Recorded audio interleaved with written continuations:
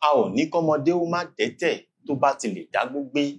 No one stops a child from choosing to be leprous so long the child is prepared for solitude in the forest. This proverb tells us exactly how our ancestors treated leprosy. Many centuries ago, we knew that the only way to stop leprosy from spreading was to quarantine the leprous. This quarantine method was called ìsémọ́lé, and the lockdown method we used for pandemics was called ìsédè. How come we have words for them if we never practiced them? Now back to leprosy.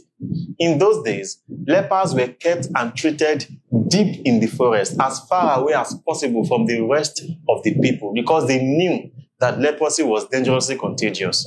And this method was no respecter of age or status. So if a child is a leper, that child also will be quarantined deep in the forest. So if one child somewhere decides that his own ambition in life is to be a leper, then by all means, as long as you are ready and prepared for solitary confinement in the bush, kò sẹ́ni tó ní kọ́mọdé má dẹ́tẹ̀ tó bá ti lè dá igbó gbé. Now there are many lessons to pick from this proverb, just as there are many ways in which we can use it. But of course, as usual, I will leave that to you. So let me know in the comments the situations in which the usage of this proverb is appropriate.